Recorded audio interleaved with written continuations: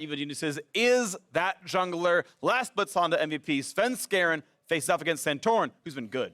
Yeah, I think we have seen Svenskeren having a bit of a tough time, right? He's actually bottom of the table as far as gold at 10, XP difference at 10, and that is not everything because, yes, if you were ganking a ton instead of farming, you are going to get behind in those areas, but he's also leading the league in deaths for junglers. He hasn't been able to do as well as he did last split, and on the other side of the table, Santorin is leading in a lot of these categories and has been kind of finding, I think, a return to form that he had last year in spring, and then in summer he really did kind of taper off, and people were wondering what happened, and now he's playing really, really well again. Yep, Santorin's definitely great early game pressure, and FlyQuest, #2 team in the league's got to be impressive overall. Now, stats, of course, can never tell the entire story, so we made sure to ask the man himself how he feels about the split so far.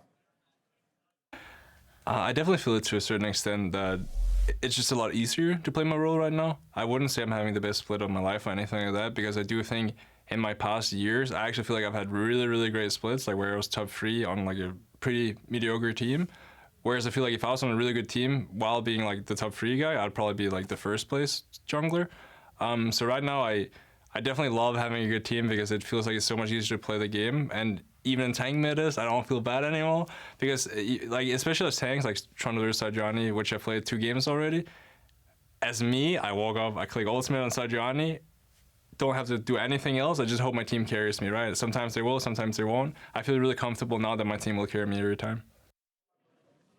And yeah, honestly, in the mid lane, PowerOfEvil, that is a player who will carry you every time. Huge, huge numbers across the board. And I think he makes a really good point, and this is something you have to take into consideration both for him and Svenskeren, is that when you are on a better performing team, you don't always have to do as risky of a play, which can sometimes, turn out really poorly because you have more faith that your teammates are going to carry you, are going to make things happen. And Svenskeren maybe not having as much faith that they can play out the games in the same way that he was able to on Cloud9 when he did get that MVP. So, players fitting different roles right now, but the Riven respect ban given up here. Sure, you have to do it. I think it just continually is the tax, and honestly, Viper has been a fairly middling to lower end top laner when he isn't on that Riven. If you say, hey, you're guaranteed the 8th best top laner with 1 ban, cool, toss it in there every single time, right? That is a tax you're always willing to pay. I mean, they have Riven ban against them 75% of the time. That is the most banned champion against FlyQuest. The next most banned is actually Rumble down at 42%. So, this guy just being on your team changes pick and ban, which is an advantage in and of itself. And that's kind of your point. Yep, big stuff right there. So we are into the picks and bans. We know right now 6th place is sitting on 6 wins. You have to keep up. 6 games to play. IgNar is right below that mark at 5 and 7. FlyQuest nearing the point where they will lock playoffs for themselves. They want to stay ahead of TSM, just a game behind. Yep. Locking top 2 gets you a little bit easier of a matchup overall. It means C9 probably won't choose you as your first round opponent either.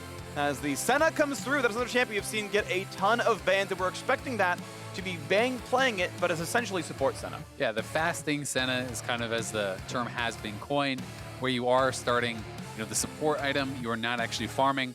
The thing that is actually most interesting about it to me is what is paired alongside it, because we've seen a lot of different variations now around the world. We have seen Rumble, we have seen kind of more standard tank supports, we've even seen Volibear. Nautilus likely going to be the answer here. One of the things you can do as the Nautilus alongside this fasting Senna is actually go AP Nautilus. Because you have more gold, you can actually build towards those items. And we did actually see, I think it was IgNar, play that kind of AP Nautilus style last week or the week before. With this, could be top lane Janna. If it's top lane Janna, they're really low on damage. Senna is not really a damage carrier. She puts out some, and you're relying on Jiizuke, who, by the way, is not the control mage player. He's the LeBlanc guy. He's the one who's going for the split push. I think that would be a bad comp for EG. It would be a good comp for FlyQuest. PoE just like says, yeah, 50% damage here, that's a regular game for me. So Mordekaiser comes through as the intended answer to the Aatrox, and Champ's getting moved around. That Shen, I'm kind of guessing, is Shen to support. Yeah. I don't think you want to play Shen on a Mord. No, that is really not a fun matchup. Flex Aatrox mid out of nowhere and play a bad matchup top lane. Tanks generally against Mordekaiser don't really have a fun time. Ornn sometimes can be the exception to that rule because you could have so much early game damage with the brittle procs, but Shen can be tough into Mord. Yes, you can maybe survive it, but it's not going to be a matchup where you would thrive, so I am expecting this to be that support Shen for IgNar. This is a guy who has been so creative I really think has made a really big difference on this FlyQuest squad. This would be, I believe, his 9th unique champion. Yep. Played in the support role, so that's pretty cool too. And Aatrox is something that can go fairly even against Mordekaiser, but I've got to say, really, Mordekaiser in general, across pro play, hasn't often impressed me.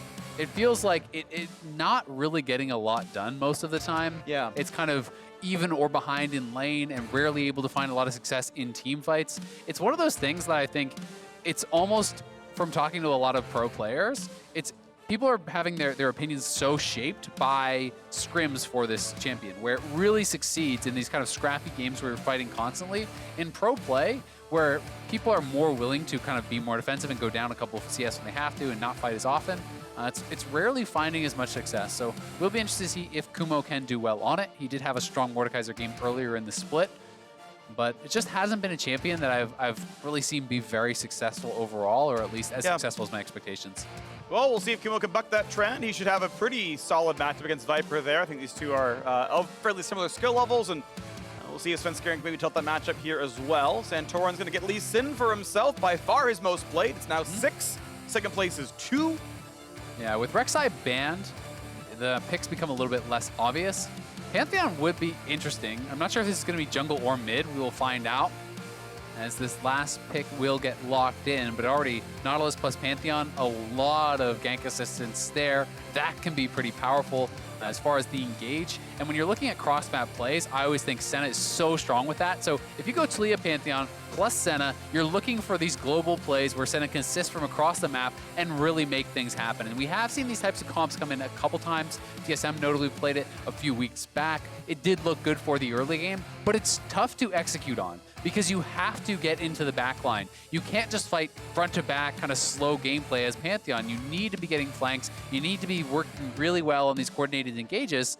So I'm going to be excited if they can pull Ooh! off. Let's go. So Ari comes in and try to kite things out, maybe get away from some of the ganks. The Charm should be blocking the Pantheon stun mid-dash. I believe that got re-added a couple years ago, so could survive the matchup. Remember, though, this could be Taliyah or Pantheon mid. We actually still don't know. This is completely flexible. I'm going to assume that they will sit on this. Taliyah does have pretty good wave clear. It is not as good as it had been at sometimes in the past. That has been nerfed quite a while ago. And Ari is someone who you would expect to win that 1v1. So if you can actually attack the 1v1, keep Taliyah locked in lane, you're removing a lot of her power to move around the map and try to make plays with the Pantheon. Pantheon is going to be in the jungle. Was going to mention that Mordekaiser did get jungle-specific buffs in 10.4, has follow-up buffs in 10.5. I don't think more jungle is viable right now unless you're really trying to do some funky flex pick stuff, but they already saw Aatrox, so you're not like, we picked Mord, where's it going? It's like, well, you counter-picked Aatrox with it. We know where it's going. It doesn't, you're not fooling anyone here, but maybe next week we'll see something look a little bit different. Regardless, it's going to be a fun game. It is really going to be interesting. The kind of added wrinkle here, too, is that EG chose Taliyah Pantheon into a Shen. So that is an answer to some of those kind of global and semi-global plays that they would be looking to make. Also, we have to remember that they could be just straight up attacking the Ahri, because Taliyah Pantheon have an incredible kill combo. You're locking down with a point-and-click stun right into that seismic shove combo from Taliyah, and you can find 100 to 0 type damage, get them to execute range for that Pantheon Q execute. Let's see if they can make it happen as we get ourselves into the game. Last LCS game of the day. Stay tuned, though. Academy Showcase is in afterwards. We've got our number 2 team in the league. FlyQuest is here to make their mark yet again. Let's see if they can make that one happen. Evil Genius is just outside of playoffs, but they can keep up with 100 Thieves if they can pick up a win here. Gotta say, I've been kind of loving the two teams banter back and forth on social media as well. Yeah. FlyQuest, obviously, Go Green Initiative, planting trees for victories. EG, all their social today, they had cutting down a tree and things like that for books. So they're both doing things for charity, but kind of in their own ways, which has been pretty fun to see them joke back and forth. All right, Lumberjacks, see if they can make it happen. PowerOfEvil, he's so close to Svenskeren. Ooh, this is actually the delayed play. He's going to wait for taunt, but... IgNar gets put in place. This is him being rooted now as well, and that is suddenly Shen going down. Surgeon Shen inserted himself into a very bad spot. Bang. Already has 400 gold. I got to hit that one with the question mark ping. I get the idea. So this is actually a path we have seen before, and what he was trying to do, I'll just kind of draw this on the mini-map.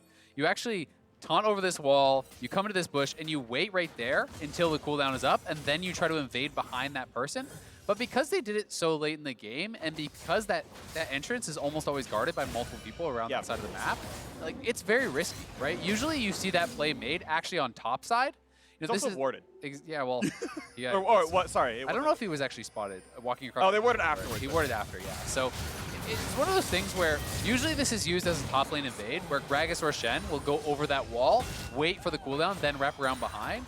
But it's a lot riskier on that bottom side. There's a lot more members in the area, and yes, there was some unlucky timing as Bang was walking right by as it happened. Yeah. So bit of an unfortunate start there. Bang gonna get to start with first blood.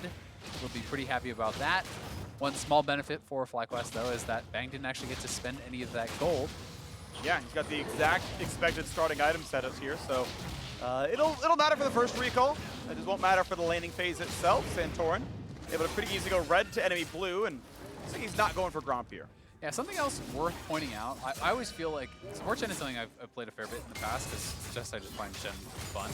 And the actual parry zone there can be very effective against champions that do kind of have these slow auto attacks, like Senna, also like Jin, you know, where it's about individual powerful auto attacks instead of necessarily, you know, a constant stream of DPS. So going to be interested to track how IgNar does use that, as it really can turn around a lot of all-ins. And even if you find a hook on Turtle, if the initial round of attacks from Bang gets actually parried out by the Shen, that can really change things around.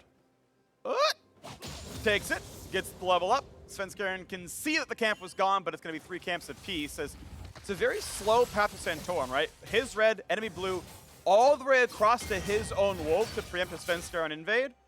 And that does do a little bit of something, but it still means that Sven gets to take this bottom scuttle. Yep, he will get the scuttle, but they have bot lane prio, so he's probably going to get it anyway. It looks like they have mid lane prio right now, too. So Santorin able to take away a camp, not lose everything on the bottom side, and he'll still trade scuttles up on the top side. Yep. So going to be pretty happy about that, all things considered. It is cleansed from PowerOfEvil, so that is kind of just giving respect over to that combo that Jiizuke and Svenskeren can pull off. Yeah. You know, with that Pantheon stun, you kind of need to be able to cleanse that to dodge out from the inevitable seismic shove that would be coming in to follow that up. And it's Glacial Ari, so I'm expecting you're going to have the nice little knockback. Yep, Spooky's going to come through probably. Pulls back Kumo, not able to get more of that dive, or more of that trade, I should say, as the wave right now is pushing toward Viper. So a lot of pushing waves, as you're mentioning. Santorin is actually able to trade Gromp for Gromp, though, as he has run all the way across to Wolves, took Chickens, all the way back to Gromp, but he's keeping up in the farm as Svenskeren took his first recall and Santorin took a camp. And this isn't warded, so Kumo potentially could be in a little bit of trouble here. We'll see if they can find any sort of angle to get the setup.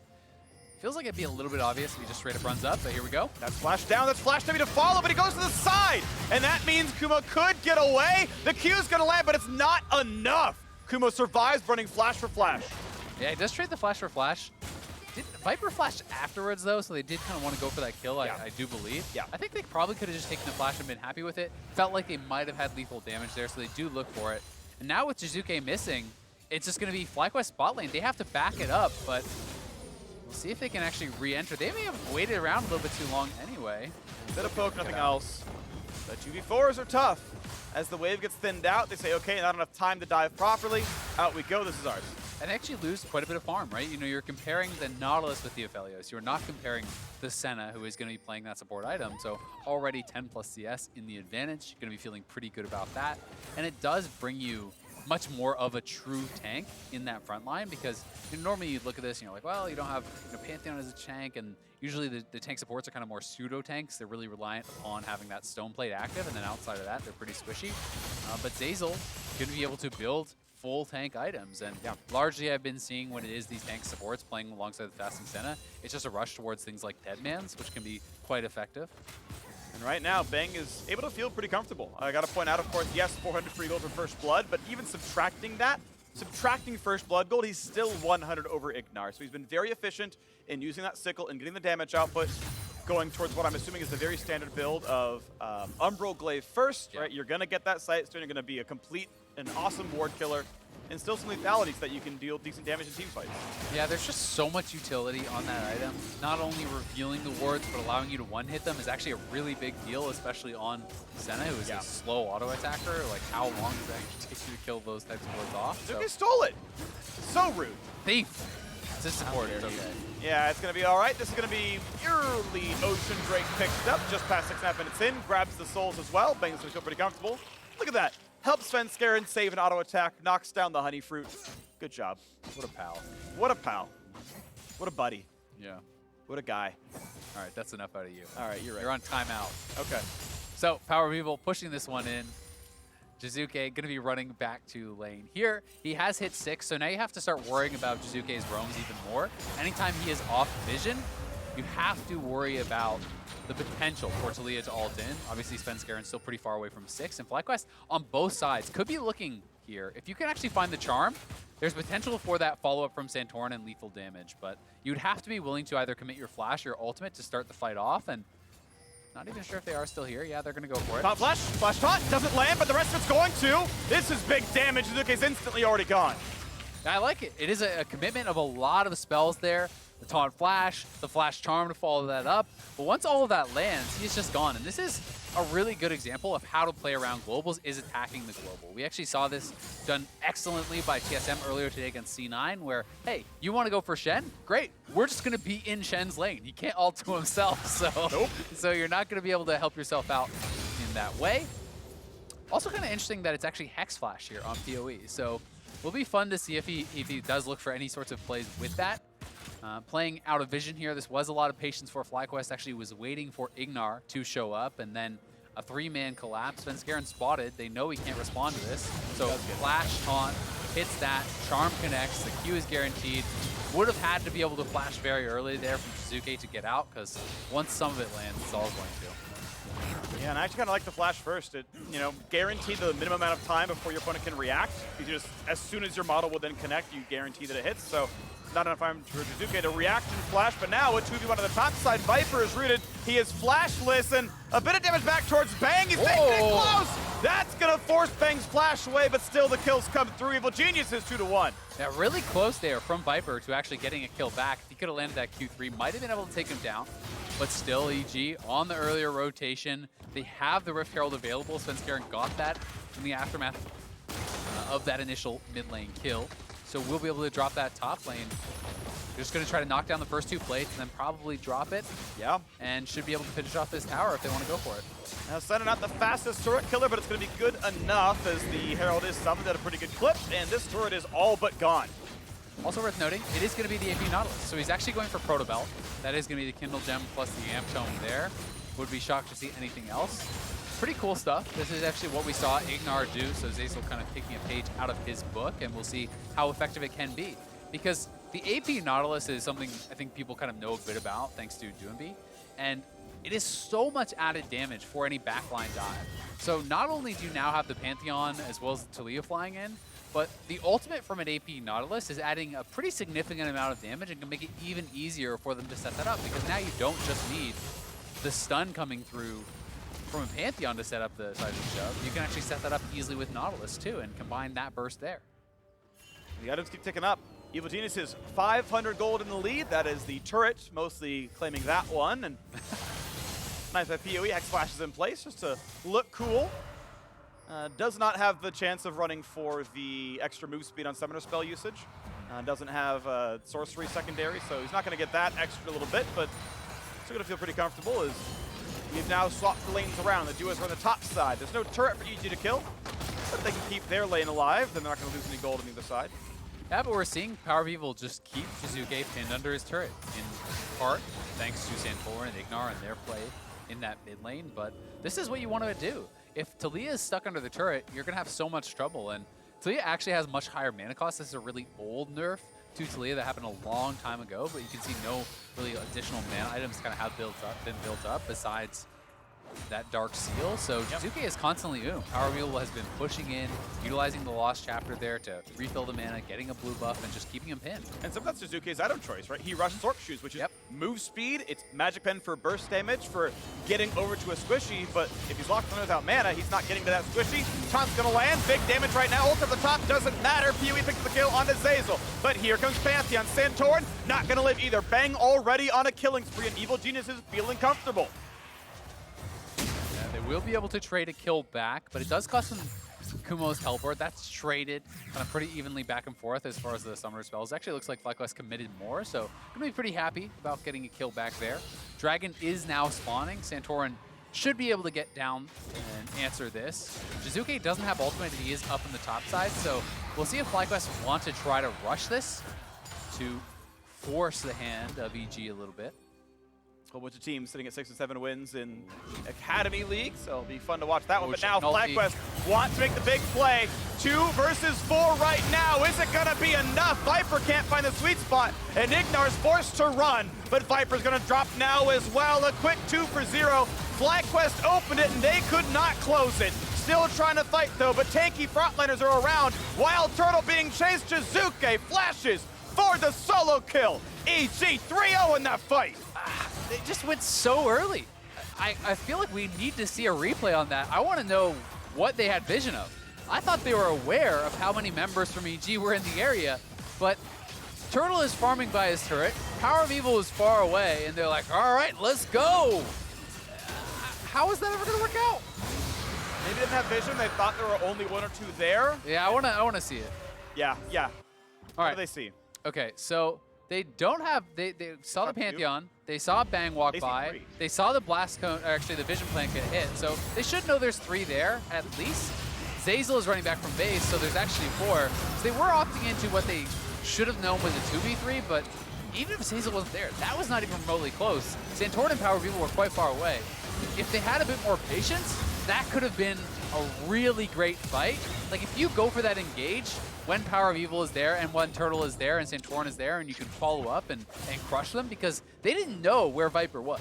So that was actually a really clever spot he got himself into, but I'm not sure if they just overestimated their damage or if, you know, IgNar ulted early and then he's like, well, I guess I gotta go, but that was really mishandled from FlyQuest, and that cost him a lot because it's not only the Dragon, it's a number of free kills. That's an ouch. You got almost a 2,000 gold difference now, and EG got that second Drake as well. And in a decent clip, right? We're going to be a sub 25-minute Infernal Soul. If they can keep that control going, that's going to look nice for them.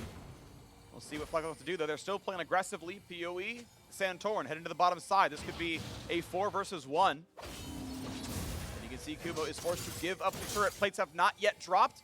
10 seconds till they're gone. FlyQuest can cash in at least 1. So to check in on Bang here, he does have 53 souls already, so working towards that 3rd range upgrade. I got him a line IgNar for not autoing that turret at least once. They failed to get the 5th plate on that turret by a half second. Yeah, that is too bad. Quite a bit of gold missed out on there, but still overall I'm pretty happy. Look at that burst from Jiizuke. Whoa! Jeez! All right. Global's at work. Thank you, Senna. I think you're just surprised, Scream. A little bit. I mean, the first was like, wow, nice hit on Jiizuke, good trade. Then I was like, oh, he's going to die. Okay, he flashed. Good stuff. Keep it up. Yeah, I don't know about that one. Not my finest work. It was. It actually was, yeah. Brett, really, that was that's your peak. Peak right casting. Peak casting. It's definitely better. Great. Take that for what you will. Yeah, I know exactly what that's supposed to mean, and I'm not happy about it. All right, this is now you're fantastic. This is now a cast of frenemies. We're on the downside of the relationship right now. Meanwhile, Zeyzal drinks water after that sick burn that I need more than him. We have the Herald going down. Evil Geniuses, once again, feeling pretty comfortable. Mild applause of how hard that fight was. A little golf clap from the crowd. Yeah? There we go. We got a woo. See? You're checking after me now. Oh, now you're just baiting. I am baiting. It's true. All right, a couple more souls going the way of Bang. Out to a pretty good start on the Senna, and that is another thing that is really, really strong about just playing Senna as a support instead of the farming champion, is you can focus so much on harassing that you're picking up souls off of that. You're also picking up additional souls because there's a higher percentage chance to spawn them when you're not farming the waves. And the Proto Belt's complete on Zeyzal, so all things considered, bot lane going great for EG. game does feel like it is in their hands right now as they have that true dragon lead and will be working towards potential soul. But at the same time, I do think FlyQuest have the ability to really kind of answer a lot of these plays. One thing that is concerning to me, though, is look at the level on IgNar. He is 6, and Zeyzal and Bang are 8 and 9. Yeah. Like, you are so far down, and yes, that experience, it's not like he's just trolling. It's going to WildTurtle. WildTurtle has spent more time by himself, but if you spend this much time as a tank support who has to be in the action, just warding and moving around and covering lanes, you become irrelevant, right? Like, you just get one shot. You taunt in and then you instantly die, and that's your whole fight. And that is a problem. It's more okay if you're playing an Enchanter support who can sit in the back, but as a tank, you actually need the base stats. It's very important to get experience. He's kept up in gold income. The actual support item gold is almost identical to what Bang has, but I again agree the levels do matter. We'll see when he can catch up. At least has the ulti. We'll see what happens afterwards as I think stats are low, and Bang gonna clear some of the wave, let Zeyzal get the rest, and more souls for him. Bang has crossed the 60 soul mark, so 675 range is what he's got now. Swifties are in, second major item going through. You want to point out, you should really never go Zerk Greaves on Senna. She essentially has 300% bonus attack speed already. Makes Zerk Greaves very, very bad. Don't buy them. Thank you. That's the PSA for today. You can see the combo there showing off from PowerOfEvil. You hit them with that Glacial Augment slow, and you're trying to guarantee that your charm will land, and hoping that that is the combo. Interesting to see that he is actually not going for Sork Boots, though. He's going for CDR Boots here instead. I am going to guess this is because he feels reliant upon the Summoner spell cooldown. He wants to have funds up more often and is worried about kind of getting 100 to 0 there. So maybe the answer. All right, well, big chunk goes down, and slowly but surely they will knock down this Herald. I will say, if you're fighting a very, very long fight, if you're not one-shotting, 10% CDR is about as much DPS gain as 18 Magic Pen will give you. Yeah. If you are getting your second and third W and your second and third Q off, if it really does go long enough that you aren't just bursting, then you can kind of get there. You can actually have a DPS win in that regard. And now PowerOfEvil is on a ward, and EG are coming for him. Gets the slow, does not get the charm. And careful, has to get the ult down just in time, does not get knocked back by Jiizuke. We'll see if they actually try to commit to the fight now, because otherwise you're down your ultimate on your mid laner, which makes it a lot harder for Ahri. Second charm, second Q, decent damage on Svenskeren, but not a ton just yet. As WildTurtle's gonna get flashed on. He's gonna be found out by Zeyzal, so there's a chase through. They're gonna get him, the ult over the top as well. Turtle fought for a ward and gets punished for it. Yeah, really good pick there by Zeyzal, committing the flash. Remember, this is the AP Nautilus, so a lot of damage actually coming through from him. And with the Ignite, the Protobelt, the Q and Ultimate all landing there on Turtle, and he gets lit up. This will be EG grabbing another dragon. They are now on Soul Point.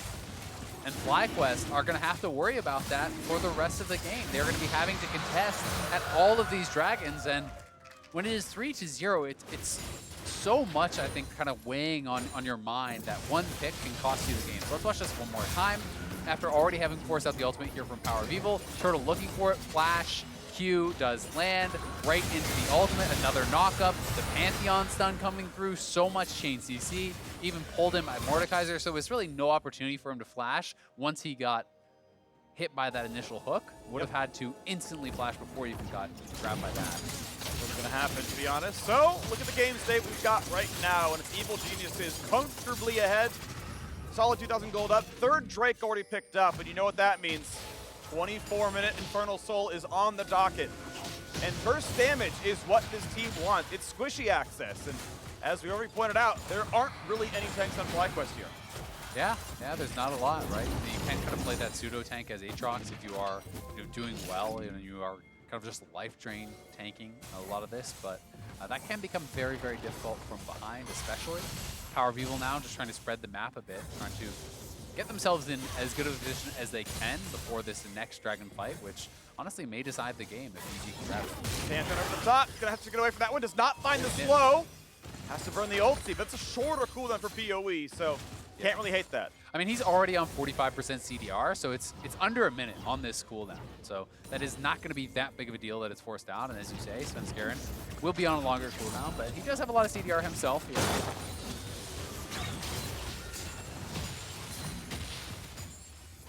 couple of the cards taken by Santorin, but the now more beneficial ones go to Svenskeren at the very end, and keep that same gold difference. And honestly, I don't even mind a holding pattern for EG. They know they've got a win condition. Yeah. Or at least a big amp up towards it coming up in 3 minutes.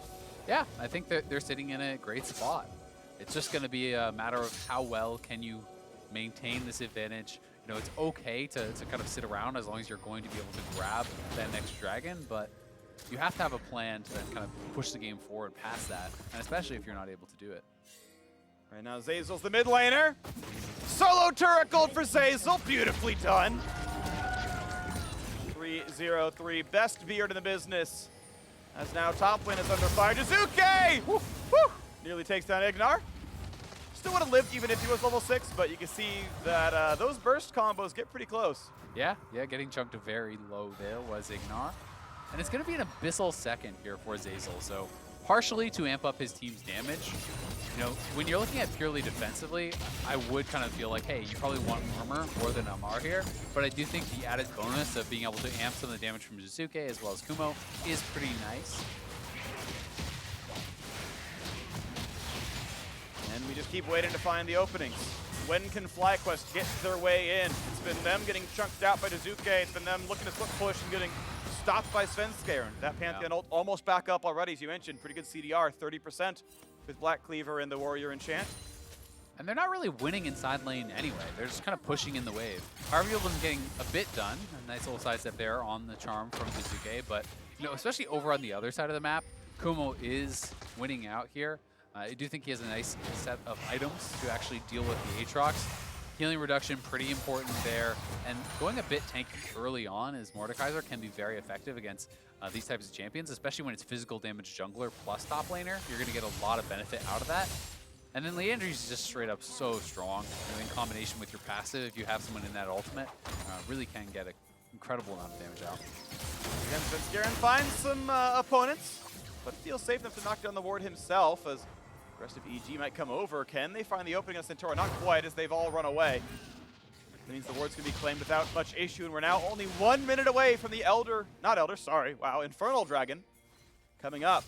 We know EG wants it. We know FlyQuest must fight for it. I think they risk losing this game in the vast majority of cases. PoE does not have TP. He will have to walk his way down. The only teleport on that team is IgNar, who's not going to be doing that, and Viper. Yeah, I mean, if they can grab the soul here, kind of unlike the situation we saw last game from CLG where they got Infernal Soul but couldn't close, there's lots of hard engage, right? You have Pantheon, Taliyah, Nautilus, so many ways to actually start fights and utilize the advantage that they have built up. And I got to point out inventories here because, again, we're Drake up in 15 seconds, and it's EG who've done a better job of actually claiming vision control. They've got more control wards in inventory. This one that IgNar's put down is a defensive one, so he can't fight the river himself. It's actually only Santorin who can put an aggressive ward down. It makes me feel a bit more comfortable on EG's side. The sweeper will not see that brush ward, but they might find the slow. Zeyzal can't find the anchor, but will there be a re-engage? That's going to be another slow coming in, but no engage. That's now the active item cooldowns. Gone for PoE. Kumo has to be respectful as Viper gets some decent damage. The charm doesn't quite land. Mordekaiser gonna land that Q. Anchor not gonna come down. PoE over the wall. Panda doesn't find the target either. But it is FlyQuest pushed away. Yeah, it feels like a replay of the last time where PoE gets his ultimate forced out before the fight starts. And now Ahri, no actives, no ultimate available. I don't know how well FlyQuest can really fight this. It's going to be down to a big taunt. Taunt, flash, over to the back line, trying to find Jiizuke, and they can't quite do it. There's the ult over the top. It's 1-2 for 0 so far. EG just are not stopped, and Viper, one foot of the Kumo, does not get anything done. A 3-for-0 team fight. The Infernal Dragon Soul going over, and EG are here to fight. Yeah, that was desperation from FlyQuest with PowerOfEvil. Your strongest member not having those abilities available, not having his cooldowns available, it was so unlikely that they would actually be able to follow up on this taunt flash. So it is a great taunt flash, but there's no ultimate from PowerOfEvil to follow up. Turtle is quite far away, so is IgNar going to be able to finish this kill off with only the assistance from Viper? And that's really what it does come down to. You know, they can't actually get the rest of their members in range because the cooldowns weren't available. So Jiizuke flashes back, absorbs a lot of that initial damage. Kumo will win that 1v1 almost every time against Viper in the ultimate, and comes out to an already won fight. They grab Soul, 3-0 in the kills. Yep. EG, full control. A lot of reason that taunt flash doesn't even work is, you know, as you mentioned, the team is split up, and Yui, who is out of cooldowns, right? Can't even dash to get over there. So there wasn't follow through, and Evil Genius is in the most comfortable position they really could be in right now. Game seems almost unlosable. The gold lead doesn't look that big, but they've just been in such control. Yeah. I'm not sure how FlyQuest get back in. Their setups have just been way better too, right? You know, like you talked about the vision control, but it feels like they are more organized around that pit. FlyQuest feeling, perhaps due to composition, that they have to find these angles. But when you're looking for flanks and when you're having yourself kind of out to the side, as often PowerOfEvil has been around that dragon pit, you run the risk of getting spotted and then having to blow your ultimate before the fight starts. And that has happened 2 times in a row, and 2 times in a row, PowerOfEvil, as a result, not going to be that useful at that dragon fight. You know, if he can hope that he finds his way in at some point, but he's just not there yet. 1-0 and 1, 100% KP, but not a lot being accomplished overall by FlyQuest as top's being pushed in. And checking in one more time, Bang approaching 100 souls, not quite at it yet, but is up at 700 attack range and will be boosted up again here once he grabs a couple more. So scaling very, very well. And when you add the Infernal Soul into a champion like Senna with that very, very long range, who kind of has the easy access of that application, it becomes more effective because you can just proc it constantly. Yeah, a lot of raw AD as well. Just generally speaking, that math tends to be positive for you. And now we can see the Baron setup start to begin. Bang uses Sweeper when he's not using his active item for it. That, of course, went on cooldown, the Emerald Glaive, so swept out some more, knocked some more stuff down. EG just completely in control here. I like this Weaver's Wall. Jiizuke guarantees no one's going to be around to stop this push. Indeed, no one is. And look at that, turret number 4 is claimed. Yeah, and they're losing that turret on the bot side, too. It does look like it's going to be a fight, though, between Viper and Kumo. And here comes the rest of the squad. Viper has been hit with the damage. Here comes Shenelt over the top. It's going to be enough to save him. And Svenskeren going to be taunted as well. Bang tries to turn it around, and Viper goes down to Kumo. A second over there as well. EG's globals are better, and they win every fight everywhere on the map. Yeah, that Bang ultimate coming through was so big. The shielding out of Senna really making a big difference in that one. And now, with 2 members down, likely going to be the inhibitor here. Looks likely. Flash ult comes in. They're going to find the claw backwards. And WildTurtle has been tamed. That's going to be a second kill coming through as the inhibitor turret drops. Eventually words will come in. Anchor's going to land. A cleanse. A dash backwards. PoE barely alive. He at least buys some time, but the inhib will still fall. IgNar respawns, but it's 5v3. You can do nothing here as FlyQuest. Yeah, they're going to be able to back it up, and EG looking great. Really have kind of checked all the boxes in this game. Full neutral control, pushing in. And I think they're just going to reset. You could already see assist pings coming out from EG over towards that Baron pit. That is going to be the next clear choice. You knock down that Baron and that bottom inhibitor, which will be the best one for helping you take down the Baron. And here is the initial fight. Kumo just kind of tanking it up. Has a lot of armor, plus that shield he can pop. Tanking additional hits so Svenskeren can get something done. But with the Shen ultimate coming through, it looked like, hey, FlyQuest might be able to turn this. Bang, though, over the wall. The additional shielding coming out from the Senna ultimate made it so no one from EG falls. He's starting to heal everyone back up, utilizing those Qs. And then Zeyzal able to find the pick on Turtle, grabbing them in the inhib, and now it's over to the Baron. Yeah. You know, EG got the memo that FlyQuest were the #2 team in the LCS. What they took that to mean, though, was they're allowed 2 kills and 2 turrets, and that's it. And so far, EG have held to that promise as the souls come down, and you got to imagine Baron is soon. I mean, you pointed out that there's only 2 teams inside Cloud9 that have actually taken down FlyQuest. Yep. Well, EG looking like they're going to go 2-0 over FlyQuest here. They seem to have had their number thus far this split.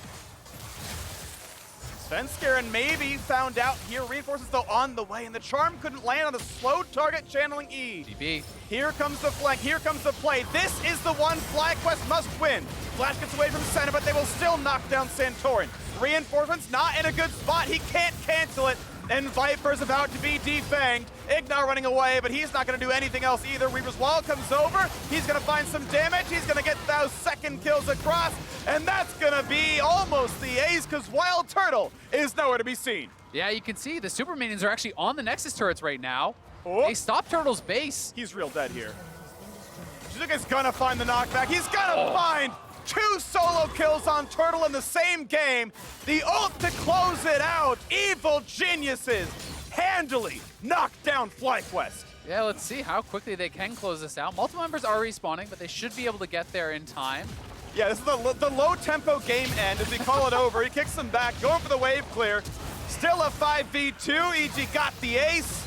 And now as they're back in the fountain, we were right all along. Only 2 kills, only 2 turrets. Number 2 team who? EG takes the win. Damn good game from EG. Really winning on all sides. Better vision control around the objectives, better objective control. Looked very coordinated as far as the team fights were concerned. This is a really impressive one for me. I think EG has got a lot to be happy about here. FlyQuest comes in as that number